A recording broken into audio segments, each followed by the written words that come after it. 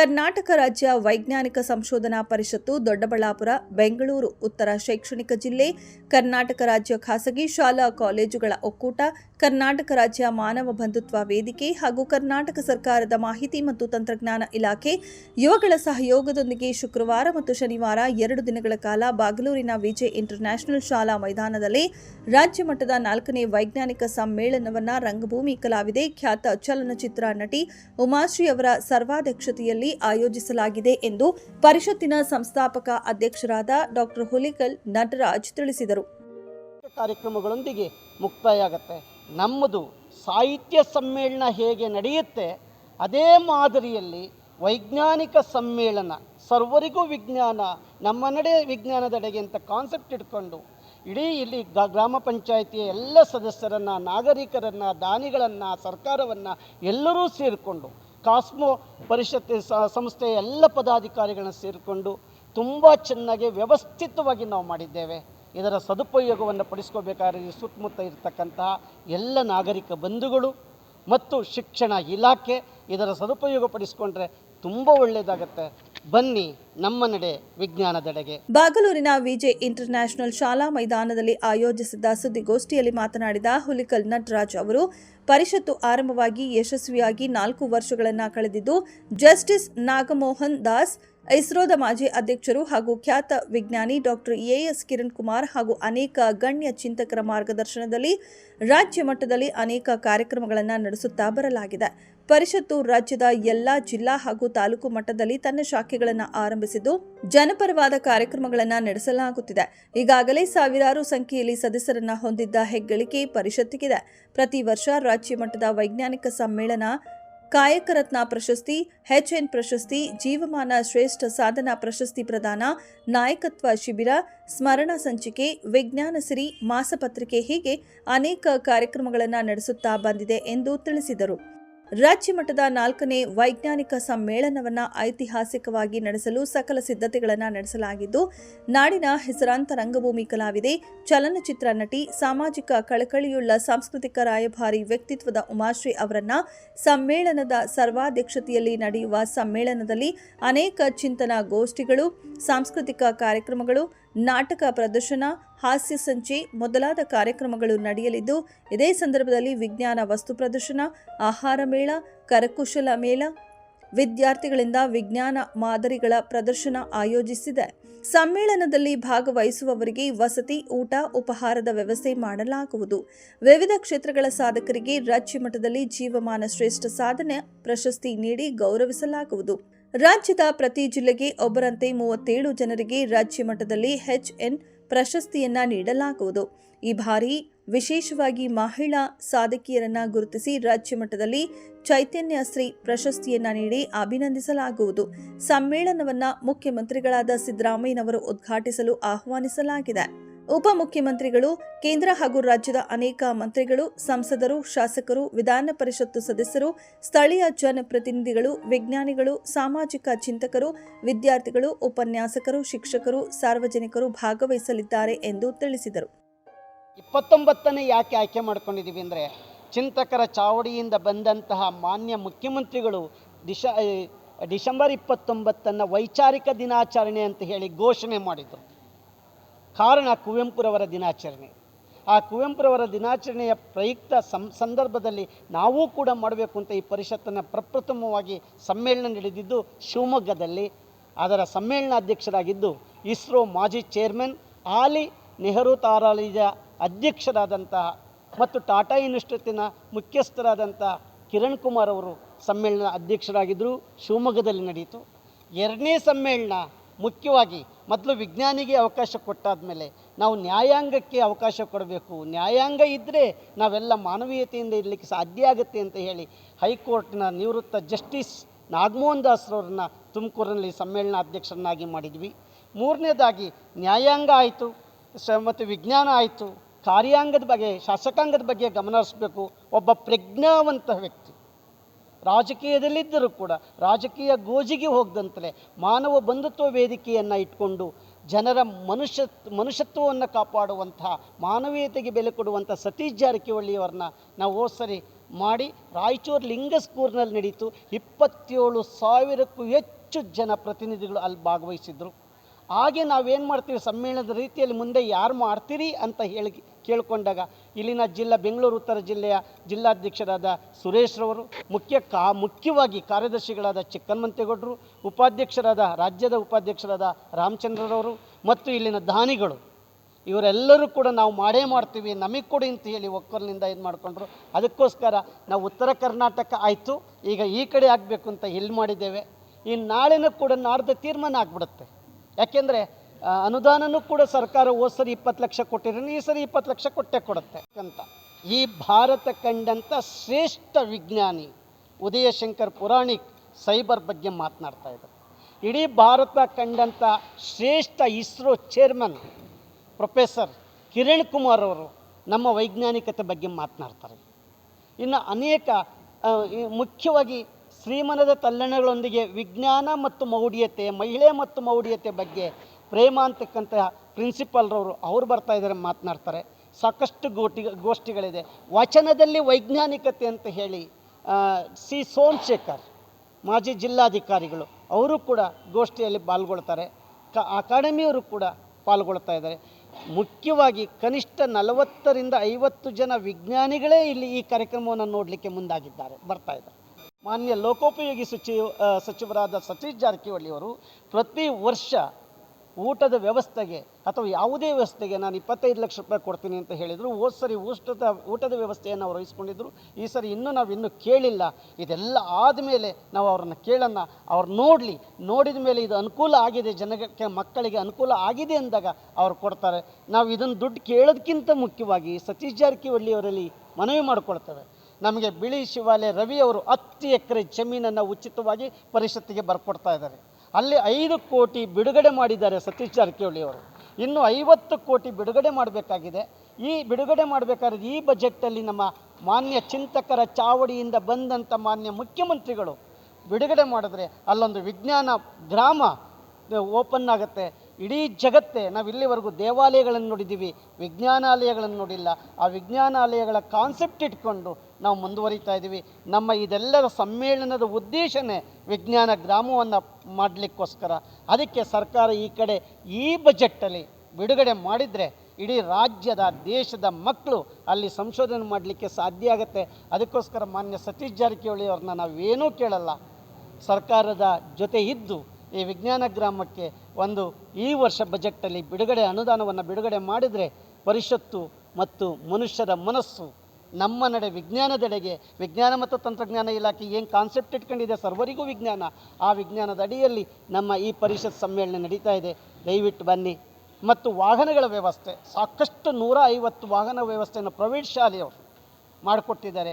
ಸರ್ಕಾರಿ ಶಾಲೆಯ ಮಕ್ಕಳನ್ನು ಕರ್ಕೊಂಬರಲಿಕ್ಕೆ ಕಾಸ್ಮೋ ಮತ್ತು ಇಲ್ಲೆಲ್ಲ ಕೂತಿರುವಂಥ ಪ್ರೈವೇಟ್ ಶಾಲೆಯ ಸಿಬ್ಬಂದಿನೇ ಮತ್ತು ಆಡಳಿತ ಮಂಡಳಿಯವರೇ ಮಾಡಿದ್ದಾರೆ. ಇನ್ನು ಅನೇಕ ಇಲಾಖೆಗಳು ಕೂಡ ಸಹಕಾರವನ್ನು ಕೊಟ್ಟಿದ್ದಾರೆ. ಟ್ರಾಫಿಕ್ಕಿಗೋಸ್ಕರ ಇಲ್ಲಿ ಎದುರುಗಡೆ ಇರ್ತಕ್ಕಂಥ 13 ಎಕರೆಯನ್ನು ಇಲ್ಲಿನ ಎಲ್ಲ ಸದಸ್ಯರು ಸೇರಿ ಅಲ್ಲಿ ಒಂದು ಕಡೆ ನಿಂತ್ಕೊಳ್ಳಿಕ್ಕೆ ವ್ಯವಸ್ಥೆ ಮಾಡಿದೆ. ಇನ್ನು ಟ್ರಾಫಿಕ್ ಏಕಮುಖ ಮಾಡಿದೆ. ಈ ಸರ್ ನಾಳೆಯಿಂದ ಏಕಮುಖವಾಗಿ ಟ್ರಾಫಿಕ್ ಮಾಡಿದೆ. ಪೊಲೀಸ್ ಇಲಾಖೆ, ರಕ್ಷಣಾ ಇಲಾಖೆ ಮತ್ತು ಟ್ರಾಫಿಕ್ ಇಲಾಖೆ ಮತ್ತು ಎಲ್ಲ ಪಂಚಾಯಿತಿಯ ಸಹಕಾರ ಭೌತಿಕವಾಗಿ ತುಂಬ ಚೆನ್ನಾಗಿದೆ. ಇದರ ಸದುಪಯೋಗ ಪಡಿಸ್ಕೋಬೇಕಾಗಿರೋದು ನಮ್ಮ ಸುತ್ತಮುತ್ತಲ ಗ್ರಾಮಸ್ಥರು, ಶಿಕ್ಷಣ ಇಲಾಖೆ, ಮಕ್ಕಳು ಅಂತ ಹೇಳ್ತಾ ನನ್ನ ಮಾತನ್ನು ಮುಗಿಸ್ತೇನೆ. ನಾಳೆ ಬೆಳಿಗ್ಗೆ ಉದ್ಘಾಟನೆಗೆ ಮಾನ್ಯ ಮುಖ್ಯಮಂತ್ರಿಗಳನ್ನು ನಾವು ಆಹ್ವಾನಿಸಿದ್ದೇವೆ. ಅವರು ಬರ್ತೀವಿ ಅಂತ ಒಪ್ಕೊಂಡಿದ್ದಾರೆ. ಇನ್ನೂ ಕೂಡ TP ನಮಗೆ ಬಂದಿಲ್ಲ. ಆದರೂ ಬಲ್ಲ ಮೂಲಗಳ ಪ್ರಕಾರ 2 ದಿನಗಳ ಒಳಗಡೆ 10 ನಿಮಿಷ ಬಂದು ಹೋಗ್ತಾರೆ ಅಂತ ಹೇಳಿ ಮಾಹಿತಿ ಇದೆ. ನಾಳೆ ಬೆಳಗ್ಗೆ ಕೃಷ್ಣ ಬೈರೇಗೌಡರು, ಬೈರತಿ ನಮ್ಮ ಸುರೇಶ್, ನಗರಾಭಿವೃದ್ಧಿ ಸಚಿವರಾದ ಸುರೇಶ್ ಅವರು, ಬೋಸರಾಜ್ರವರು, ವಿಜ್ಞಾನ ಮತ್ತು ತಂತ್ರಜ್ಞಾನ ಇಲಾಖೆಯ ಸಚಿವರಾದ ಬೋಸರಾಜ್ರವರು, ಲೋಕೋಪಯೋಗಿ ಇಲಾಖೆಯ ಸಚಿವರಾದ ಸತೀಶ್ ಜಾರಕಿಹೊಳಿ ಅವರು ನಾಳೆ ಉದ್ಘಾಟನಾ ಕಾರ್ಯಕ್ರಮದಲ್ಲಿ ಇರ್ತಾರೆ. ಮತ್ತು ನಮ್ಮ ಅಧ್ಯಕ್ಷರಾದ ಉಮಾಶ್ರೀ ಅವರು ಇರ್ತಾರೆ. ಇನ್ನು ಇದೆಲ್ಲ ಗ್ರಾಮ ಪಂಚಾಯತಿಯ ಶಾಸಕರು, ಗ್ರಾಮ ಪಂಚಾಯತ್ ಸದಸ್ಯರುಗಳು ಮತ್ತು ನಾಗರಿಕರ ಬಂಧುಗಳು ನಾಳೆ ಉದ್ಘಾಟನಾ ಕಾರ್ಯಕ್ರಮದಲ್ಲಿ ಇರ್ತಾರೆ. ನಾಡದು ಬೆಳಗ್ಗೆ ವೈಚಾರಿಕ ದಿನಾಚರಣೆ ಕುವೆಂಪುರವರನ್ನು ಕುರಿತು ಮಾತನಾಡ್ತಾರೆ. ಮತ್ತೆ ಹೇಗೇನು ಕೃಷ್ಣ ಬೈರೇಗೌಡರು ಬರ್ತಾರೆ, ಮಹದೇವಪ್ಪನವ್ರು ಬರ್ತಾರೆ, ಪ್ರಿಯಾಂಕ ಖರ್ಗೆ ಬರ್ತಾರೆ. ನಾಡದು ಬೆಳಗ್ಗೆ ಪ್ರಿಯಾಂಕ ಖರ್ಗೆ ಅವರು ಒಪ್ಕೊಂಡಿದ್ದಾರೆ, ಮಹದೇವಪ್ಪನವರು ಒಪ್ಕೊಂಡಿದ್ದಾರೆ. ಹಾಗೆ KH ಮುನಿಯಪ್ಪನವರು ಕೂಡ ಒಪ್ಕೊಂಡಿದ್ದಾರೆ. ನಾವು 9 ಜನ ಸಚಿವರನ್ನು ಖುದ್ದಾಗಿ ಕಂಡು ಕೊಟ್ಕೊಂಡ್ಬಂದಿದ್ದೀವಿ. ಅವರೆಲ್ಲರೂ ಕೂಡ ನಾಳೆ ಒಂದು 6 ಜನ ಬರ್ತಾರೆ, ನಾಡ್ದು ಒಂದು 4 ಜನ ಅಥವಾ 5 ಜನ ಬರ್ತಾರೆ. ವೀರಪ್ಪ ಮೊಯ್ಲಿಯವರು ಬರ್ತೀನಿ ಅಂತ ಒಪ್ಕೊಂಡಿದ್ದಾರೆ. ಅವರಿಗೆ ತುರ್ತು ಕಾರ್ಯದಿಂದ ವೀರಪ್ಪ ಮೊಯ್ಲಿಯವರು ಬರೋಕ್ಕಾಗಲ್ಲ ಅಂತಲೂ ಕೂಡ ನಮಗೆ ಮೆಸೇಜ್ ಕೊಟ್ಟಿದ್ದಾರೆ. ಇನ್ನು ಅಕಾಡೆಮಿ ಅಧ್ಯಕ್ಷರುಗಳು ಮುಕುಂದರಾಜ್ ಬರ್ತಾ ಇದ್ದಾರೆ, ಪುರುಷೋತ್ತಮ್ ಬಿಳಿಮಳೆ ಬರ್ತಾ ಇದ್ದಾರೆ, ಸಾಧು ಕೋಕಿಲ ಬರ್ತಾ ಇದ್ದಾರೆ. ಅಕಾಡೆಮಿ ಅಧ್ಯಕ್ಷರನ್ನು ಕೂಡ ನಾವಿಲ್ಲಿ ಸೇರಿಸ್ಕೊಂಡಿದ್ದೀವಿ. ಮುಖ್ಯವಾಗಿ ಸರ್ಕಾರದಿಂದ ನಮಗೆ ಇಲ್ಲಿವರೆಗೂ ಯಾವುದೇ ರೀತಿಯ ಅನುದಾನ ನಮಗೆ ಬಂದಿಲ್ಲ. ಹೋದ ಸಲ ಸರ್ಕಾರದ ವಿಜ್ಞಾನ ಮತ್ತು ತಂತ್ರಜ್ಞಾನ ಇಲಾಖೆಯಿಂದ 20 ಲಕ್ಷ ರೂಪಾಯಿ ನಮಗೆ ಬಿಡುಗಡೆ ಆಗಿತ್ತು. ಇವತ್ತು ಇಲ್ಲಿವರೆಗೂ ನಮಗೆ ಬಿಡುಗಡೆ ಆಗಿಲ್ಲ. ಇದೆಲ್ಲ ವ್ಯವಸ್ಥೆ ಮಾಡಿರೋದು ಇಲ್ಲಿವರೆಗೂ ಕೂಡ ನಮ್ಮ ದಾನಿಗಳೇ, ಈ ಸುತ್ತಮುತ್ತ ಇರೋ ದಾನಿಗಳು, ಗ್ರಾಮ ಪಂಚಾಯಿತಿಯವರು ಮತ್ತು ಹಟ್ಟಿ ಚಿನ್ನದ ಗಣಿಯಿಂದ ನಮಗೆ 2 ಲಕ್ಷ ರೂಪಾಯಿ ಬಿಡುಗಡೆಯಾಗಿದೆ. ಇನ್ನು ವಸತಿಗೆ ಎಲ್ಲ ವ್ಯವಸ್ಥೆ ಅವರವರ ದಾನಿಗಳೇ ಇಲ್ಲಿ ಮಾಡಿಕೊಂಡಿದ್ದಾರೆ. ಇನ್ನು ಸತೀಶ್ ಜಾರಕಿಹೊಳಿ ಅವರು ನಮಗೆ ಗೋಷ್ಠಿಗಳು, ಇವತ್ತು ನಮ್ಮ ಮಕ್ಕಳು ನಮ್ಮಿಂದ ನಾವು ಮಕ್ಕಳನ್ನು ಕಳ್ಕೊಳ್ತಾ ಇದ್ದೀವಿ. ಸೈಬರ್ ಕ್ರೈಮ್ ಅಂದರೆ ಏನು, AI ಅಂದರೆ ಏನು, ಅದರಲ್ಲಿ ಏನೆಲ್ಲ ಪಾಸಿಟಿವ್ ಇದೆ, ನೆಗೆಟಿವ್ ಇದೆ, ಹೇಗೆ ಸಾಮಾಜಿಕ ಜಾಲತಾಣಗಳ ಅಂತರಗಳನ್ನು ಕಾಪಾಡಿಕೊಳ್ಬೇಕು ಅನ್ನೋದ್ರ ಬಗ್ಗೆ ಶಿಕ್ಷಣ ಇಲಾಖೆ ಮಾಡಬೇಕಾದದ್ದನ್ನು ಈ ವೇದಿಕೆಯಲ್ಲಿ ನಾವು ಮಾಡಿ ಮಕ್ಕಳಿಗೆ ಮನವರಿಕೆ ಮಾಡಿಕೊಡ್ತಾ ಇದ್ದೀವಿ. ಇಲ್ಲಿ ಮುಖ್ಯವಾಗಿ ಮಕ್ಕಳನ್ನೇ ಕೇಂದ್ರೀಕೃತವಾಗಿ ನಾವು ಮಾಡಿರೋದ್ರಿಂದ ಇಡೀ ಎಲ್ಲ ಖಾಸಗಿ ಶಾಲೆಯ ಶಿಕ್ಷಕರು, ಸಂಸ್ಥೆಗಳು, ಪದಾಧಿಕಾರಿಗಳು, ಕಾಸ್ಮೋ ಪದಾಧಿಕಾರಿಗಳು ಸ್ವತಂತ್ರವಾಗಿ ಅವರ ಶಾಲೆಯ ವಾಹನಗಳಿಂದ ಮಕ್ಕಳನ್ನು ಕರ್ಕೊಂಡು ಬಂದು ಪಾಳಿ ಪದ್ಧತಿಯಲ್ಲಿ ಮತ್ತೆ ಆ ಮಕ್ಕಳನ್ನು ಕರ್ಕೊಂಡು ಹೋಗ್ತಾರೆ. ಮತ್ತು ಕಾಸ್ಮೋ ಪದಾಧಿಕಾರಿಗಳು ಮತ್ತು ಎಲ್ಲರೂ ಸೇರಿ ಖಾಸಗಿ ಶಾಲೆಯ ಮಕ್ಕಳನ್ನು ಕರ್ಕೊಂಬರಲಿಕ್ಕೆ ಎಲ್ಲ ಪಂಚಾಯಿತಿಯ ಸಹಾಯವನ್ನು ತೆಗೆದುಕೊಂಡು ಸರ್ಕಾರಿ ಶಾಲೆಯ ಮಕ್ಕಳನ್ನು ಖಾಸಗಿ ಶಾಲೆಯ ಬಸ್ಸುಗಳಿಂದ ಕರ್ಕೊಂಬರೋಕ್ಕೆ ನಾವು ವ್ಯವಸ್ಥೆಯನ್ನು ಮಾಡಿದ್ದೇವೆ. ಈಗಾಗಲೇ ನಮಗೆ ಪ್ರತಿನಿಧಿಗಳಾಗಿ ಎಲ್ಲ ಜಿಲ್ಲೆಗಳಿಂದ 4,000 ಜನ ಪ್ರತಿನಿಧಿಗಳು ನೋಂದಣಿ ಮಾಡಿಕೊಂಡಿದ್ದಾರೆ. ಅವರೆಲ್ಲರೂ ಇವತ್ತು ಸಂಜೆ ಇಲ್ಲಿ ಉಳ್ಕೊಳ್ತಾ ಇದ್ದಾರೆ. ಮುಖ್ಯವಾಗಿ ನಾಳೆ ಜೀವಮಾನ ಸಾಧನ ಪ್ರಶಸ್ತಿಯನ್ನು ಕೊಡ್ತಾ ಇದೆ. 10,000 ರೂಪಾಯಿ ಬಹುಮಾನ ಇದೆ, ಬೆಳ್ಳಿ ಪದಕ ಇದೆ. ಇನ್ನೆಲ್ಲ ಗೌರವಾನ್ವಿತವಾಗಿ ನಾವೇನು ಮಾಡಬೇಕು ಅದನ್ನು 10 ಜನಕ್ಕೆ ನಾವು 12 ಜನಕ್ಕೆ ಮಾಡ್ತಾ ಇದ್ದೇವೆ. 4ನೇ ತಾರೀಕು ಮುಖ್ಯವಾಗಿ ಇಡೀ ಜಿಲ್ಲೆಯಿಂದ ಒಬ್ಬೊಬ್ಬರನ್ನ ಆಯ್ಕೆ ಮಾಡಿಕೊಂಡು ಡಾಕ್ಟರ್ H ನರಸಿಂಹಯ್ಯನವರ ಹೆಸರಿನಲ್ಲಿ HN ಪ್ರಶಸ್ತಿಯನ್ನು 39 ಜನರಿಗೆ ಕೂಡ ಮಾಡ್ತಾ ಇದ್ದೀವಿ. ಅದೇ ರೀತಿ ಮಹಿಳೆಯರನ್ನ ಸಾಧಕರನ್ನ ಜಿಲ್ಲೆಯಿಂದ ಗುರುತಿಸಿ 40 ಜನ ಮಹಿಳಾ ಸಾಧಕರಿಗೆ ಚೈತನ್ಯಶ್ರೀ ಪ್ರಶಸ್ತಿಯನ್ನು ಕೊಡ್ತಾ ಇದ್ದೀವಿ. ನಾಡ್ದು ಕೂಡ ಗೋಷ್ಠಿಗಳಿವೆ. ಕೈ ಒಳಗಡೆ ಇರಲಿ ವಿಜ್ಞಾನ ಅಂತಕ್ಕಂಥ ಕಾನ್ಸೆಪ್ಟಲ್ಲಿ ಆ ಕಡೆ ಒಂದು ಕೆಲಸವನ್ನು ಮಾಡಿದ್ದೇವೆ. ಇನ್ನು ಇಡೀ ಸರ್ಕಾರಿ ಇಲಾಖೆಯ ಎಲ್ಲ ಇಲಾಖೆಗಳು ತಮ್ಮ ಸರ್ಕಾರದ ಸವಲತ್ತುಗಳು ಏನು ಅಂತ ಹೇಳಿ ತೋರ್ಪಡಿಸಲಿಕ್ಕೆ ಎದುರುಗಡೆ 40 ಸ್ಟಾಲ್ಗಳನ್ನ ಮಾಡಿದ್ದೀವಿ.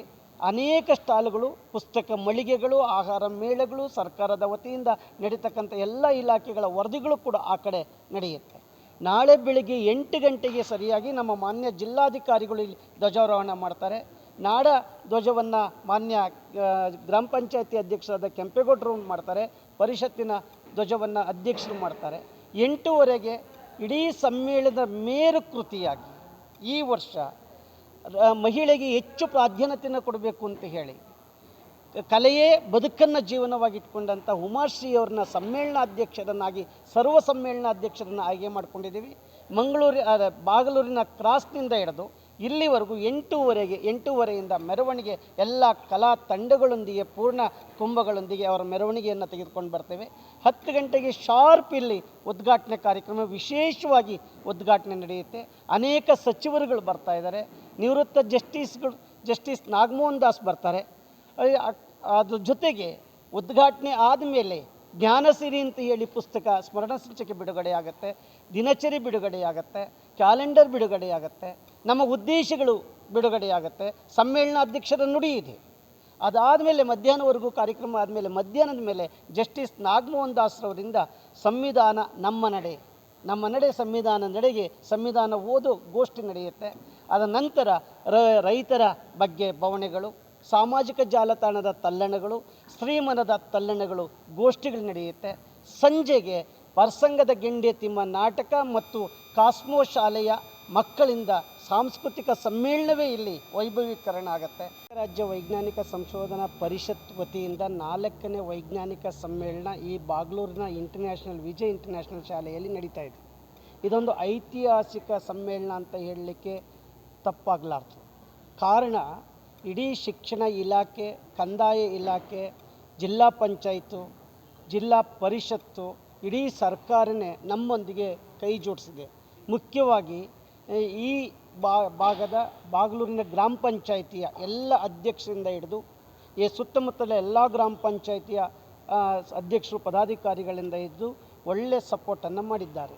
ಇದರ ಉದ್ದೇಶ ಸರ್ವರಿಗೂ ವಿಜ್ಞಾನ, ನಮ್ಮ ನಡೆ ವಿಜ್ಞಾನದೆಡೆಗೆ ಕಾನ್ಸೆಪ್ಟನ್ನು ಇಟ್ಕೊಂಡು ಇಡೀ ರಾಜ್ಯದ ಮೂಲೆ ಮೂಲೆಗಳಿಂದ 60 ಶಾಲೆಗಳಿಂದ ವಿಜ್ಞಾನದ ಮಾದರಿಗಳನ್ನು ಮಕ್ಕಳು ಮಾಡ್ಕೊಂಡು ಬರ್ತಾ ಇದ್ದಾರೆ. ಇಲ್ಲಿ ಒಂದು ವಿಜ್ಞಾನ ಮೇಳವೇ ಅಲ್ಲಿ ಪಕ್ಕದಲ್ಲಿ ನಡೀತಾ ಇದೆ. ಅದು ಒಂದು ಸ್ಟಾಲ್ ಹಾಕಿದ್ದೀವಿ, 60 ಸ್ಟಾಲ್ಗಳು ಆ ಕಡೆ ಇದೆ. ಮುಖ್ಯವಾಗಿ ಸರ್ಕಾರಿ ಶಾಲೆಯ ಮಕ್ಕಳಿಗೆ ಗಮನ ಕೊಟ್ಕೊಂಡು ಮತ್ತು ಖಾಸಗಿ ಶಾಲೆಯ ಮಕ್ಕಳನ್ನು ಕೂಡ ಒಳಗೊಂಡು ಮಕ್ಕಳಲ್ಲಿ ವೈಜ್ಞಾನಿಕತೆಯನ್ನು ಮೂಡಿಸುವ ಉದ್ದೇಶಕ್ಕೋಸ್ಕರ ನಾಳೆ ಬೆಳಗ್ಗೆಯಿಂದನೇ 2 ದಿನಗಳ ಕಾಲ ನೆಹರು ತಾರಾಲಯ, ವಿಶ್ವೇಶ್ವರಯ್ಯ ಮ್ಯೂಸಿಯಂ, DRDO, ಏರ್ಫೋರ್ಸ್, ಅಗ್ನಿಶಾಮಕ ದಳ, ಇಡೀ ಕಂಪನಿಗಳು, ಇಲಾಖೆಗಳು ಅಲ್ಲಿ ಪ್ರದರ್ಶನವನ್ನು ಏರ್ಪಡಿಸ್ತಾ ಇದ್ದಾರೆ. ಇದು ಮುಖ್ಯವಾಗಿ ಗ್ಲೋಬ್ ಡೂಮ್ ಅಂತ ಏನು ಕರಿತೀವಿ, ಒಂದು ಮಗು ನೆಹರು ತಾರಾಲಯಕ್ಕೆ ಹೋಗೋಕ್ಕಾಗಲ್ಲ ಅಂತ 4 ಡೂಮ್ಗಳು ಬಂದು ಇಲ್ಲಿ ನಾಳೆಯಿಂದ 2 ದಿನಗಳ ಕಾಲ ಪ್ರದರ್ಶನವನ್ನು ಸಾವಿರಾರು ಮಕ್ಕಳಿಗೆ ಅನುಕೂಲ ಮಾಡಿಕೊಡ್ತಾ ಇದ್ದಾರೆ.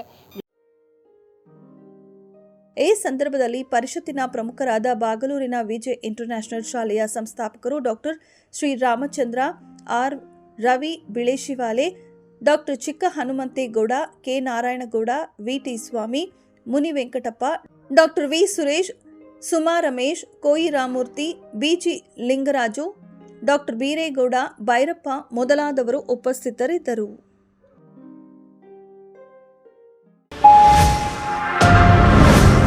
Media network.